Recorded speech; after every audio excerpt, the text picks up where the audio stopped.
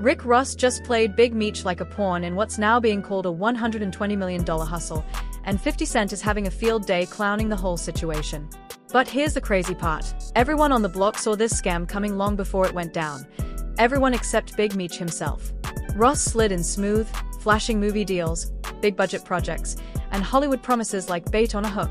But the moment the cameras stopped rolling, he vanished, leaving Meech and his son out in the cold, broke and abandoned, while he kept living large in his luxury mansions.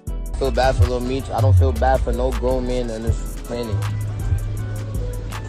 Like, I'm a grown man. Why the f I gotta feel bad for another grown man? Like, you a grown man too. What you asking for my sympathy for? You be alright. Street insiders say they saw this play coming long before it hit the headlines. When Big Meech walked out of prison last October, fans expected a real comeback story, the legend returning to reclaim his throne. Everyone thought Meech would finally turn his street legacy into a legitimate empire. But out of nowhere, Rick Ross showed up, talking big and moving even bigger, throwing around talk of $120 million film deals, massive projects, and a so-called financial revolution. On paper, it looked like Meech was finally about to eat off the name he built brick by brick. But when the smoke cleared, reality hit hard. Nothing happened. The grand empire Ross promised turned out to be nothing but smoke and mirrors. No projects, no payments, no follow-through. Instead, Ross used the Meech brand like a stage prop, leveraging it to flex in his long-running feud with 50 Cent. I don't think there's a bad guy. No, yes it is. Fuck that, Vlad, let's talk about it. I think Meech is the one that made a mistake. No. No? You think 50? No. Lil Meech? No. Who am I forgetting now? Rick Ross knew perfectly damn well what he was doing and what that would lead to. And if he was a real friend to me. The streets caught on quick. Nobody was fooled. They called out Ross' move as pure clout chasing from day one. Everyone in the game knew who had really been putting in the work: 50 Cent. He was the one funding the BMF series, paying for Lil Meech's acting lessons, and opening doors that turned him into a legitimate star. Meanwhile, Ross brought nothing but noise, headlines, hype, and zero results, boosting his own image while giving nothing back. Still, Meech kept siding with Ross, ignoring the one man who had actually kept his legacy alive. That choice created serious tension behind the scenes. Even Tony Yayo said it straight: 50 had been riding with Lil Meech since day one. No gimmicks, no fake loyalty, just real support. Now word on the block is that Meech is feeling the heat. His frustrations are building, the money's drying up, and reality's setting in. Ross never linked up out of brotherhood or loyalty. He did it to take a jab at 50 and stir the pot. The result? Meech doesn't look like a king anymore. He looks like a pawn in someone else's game. And that's when 50 Cent decided to flip the entire script. He'd had enough of staying quiet and came back swinging in classic 50 fashion, trolling hard, claiming Rick Ross told Lil Meech to send over his father's address so he could deliver some wings top wings. I wasn't going to address this because I'm not trying to let nobody trick me off the streets. But I never folded, never told, never will. Death before dishonor, always with me. So I'm doing this for my loved ones and the support of my friends. That jab wasn't just for laughs. It was layered with meaning. 50 was making it clear that Ross wasn't feeding the Meech legacy anything real, just scraps disguised as loyalty. The joke hit hard because it carried a sting of truth. Then things got even more personal. 50 Cent dropped bombshells about Lil Meech's alleged struggles behind the scenes.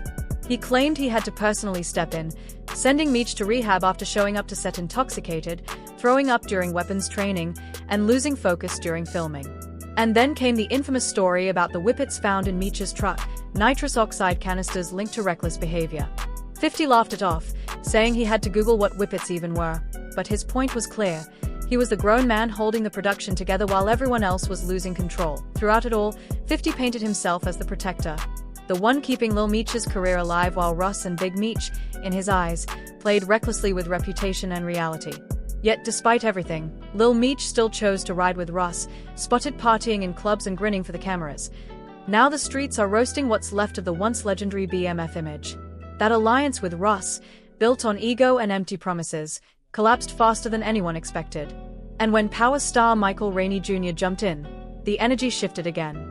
He didn't sugarcoat it, saying straight up that he didn't feel sorry for Lil Meech or Big Meech because, in his words, grown men should have seen this coming.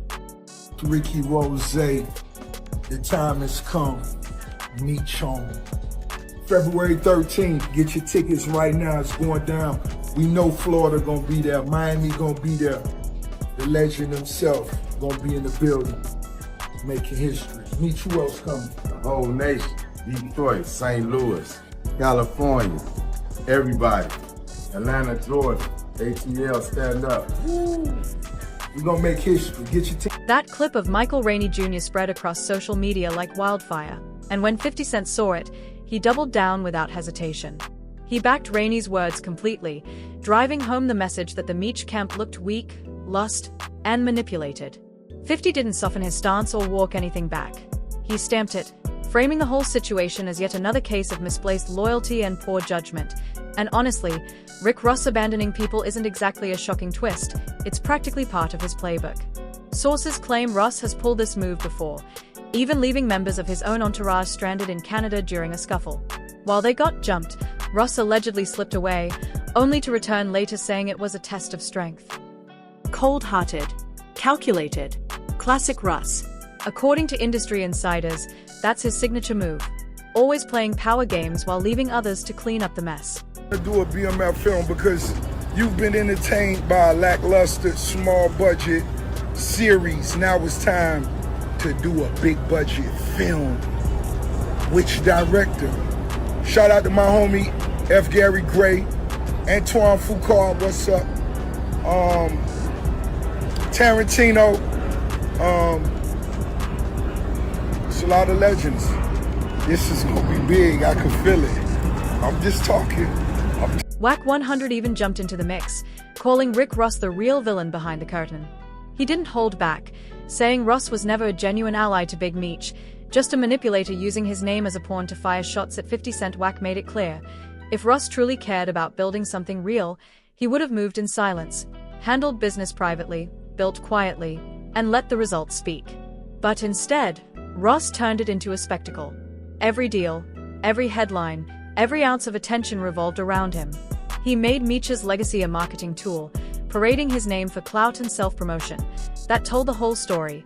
Ross wasn't doing this for Big Meech. He was doing it for Rick Ross. He knew the play from the start, feeding Meech promises of big money and empire building, while the only empire actually growing was his own fame. Behind the scenes, Ross had been subtly turning Big Meech against 50 Cent, the same man who had helped rebuild Lil Meech's career from the ground up. And when the smoke finally cleared, all that was left were empty promises, fake loyalty, and headlines with no substance. Who own your masters? Who own your masters? I buy your masters. You better shut up. I will buy your master. You know, but when you take Lil Meech and you put him in acting school, you know, you take him from Detroit. I remember him rapping when he was rapping and nobody was helping him from what I seen, because I remember when Lil Meech was rapping. Ross eventually went silent on Meech, cutting off all communication and leaving him stranded just as the hype started to fade. That's when the truth hit. Ross only ever pushes what lines his own pockets, and Meech simply wasn't part of that plan anymore. Then came the rumors. Word spread that Ross was actually behind the cancellation of Meech's long-awaited Welcome Home benefit event, the same event many fans thought 50 Cent had sabotaged. But insiders claimed the real story was darker. Ross didn't want Meech to have a powerful comeback or reclaim his momentum. He wanted him sidelined, kept in the shadows while Ross played the role of the public hero online.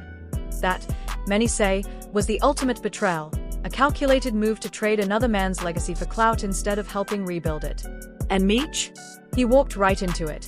Into the moment the streets stopped rocking with him. Things only spiraled further when Meech tried to clap back, calling 50 Cent an internet gangster, accusing him of hiding behind a phone and trolling for attention. But nobody bought it. The streets saw it for what it was, damage control. By that point, the jokes had already landed.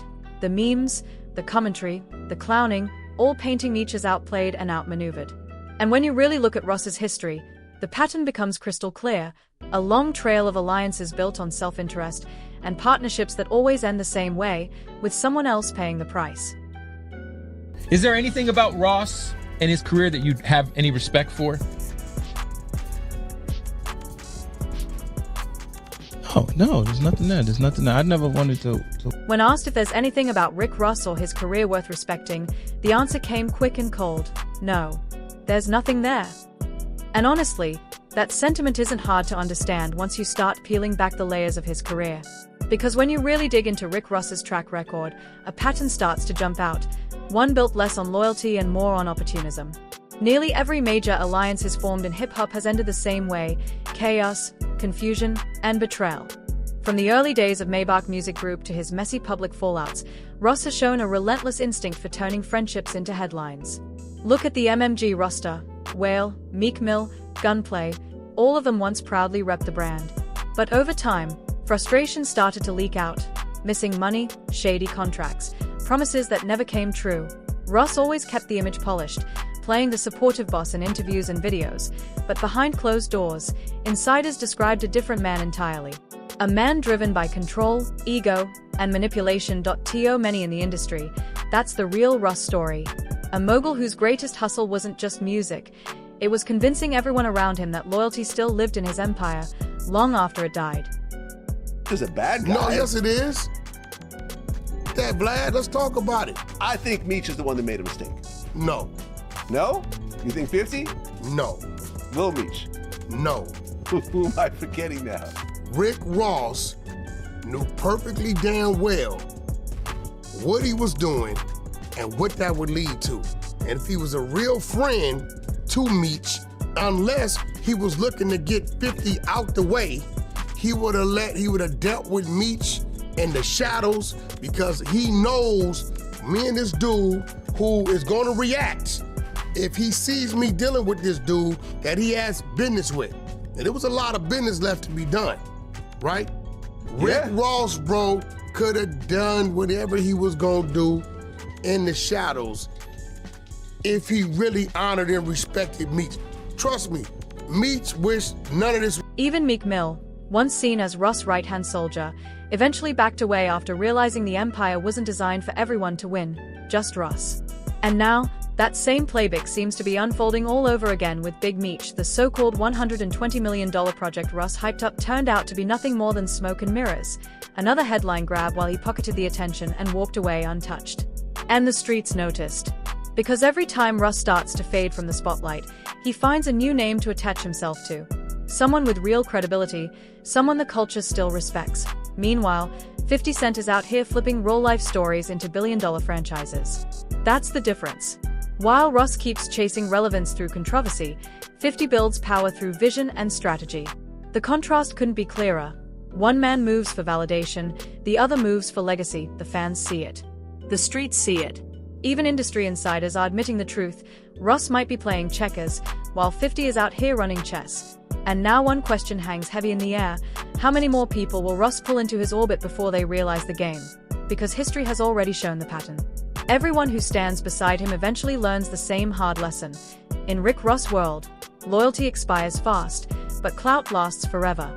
His entire playbook, built on borrowed legacies. A guy, I don't think there's a bad guy. No, yes it is. That Vlad, let's talk about it. I think Meech is the one that made a mistake. No, No? You think 50? no, Lil Meech. no. Who am I forgetting now? Rick Ross knew perfectly damn well what he was doing and what that would lead to. And if he was a real friend to me. The BMF track had Big Meech believing Rick Ross was riding with him like family. But what if that loyalty was just a setup? What if Ross never intended to honor the real Big Meech, but instead wanted to become him in the eyes of the culture? When you look closer, it fits perfectly. Ross has built his entire career off names and stories that weren't his to begin with. It's all documented. His whole persona came from the real Rick Ross, the street legend locked away while Ross borrowed his name, image, and story to craft a multi-million-dollar brand. When the real Rick Ross got out, he confronted him, even took him to court to reclaim what was his. Ross didn't flinch. He doubled down, profiting even harder off the myth he created.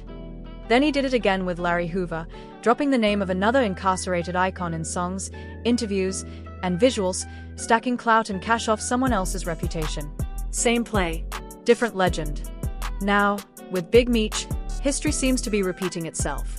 Another borrowed name, another manipulated legacy, another man left in the shadows while Ross shines under borrowed light. The pattern is clear. Rick Ross has spent years turning other people's pain and stories into his profit. And when the smoke clears, he's always the one walking away with the wins. 50 Cent called it from the start. Ross never earned respect as a man, only as a marketer. And the online community hasn't held back either. One viral comment read, "Rick Ross is a fraud, period." Another said, "Ross messed up the whole legacy trying to chase clout." The people have spoken. But the bigger question remains, was Big Meech's loyalty misplaced, or was he simply outplayed in a much bigger hustle? Drop your thoughts in the comments, hit that like button, and don't forget to subscribe so you never miss the next deep dive. And check out the next video on the end screen, because this story is far from over.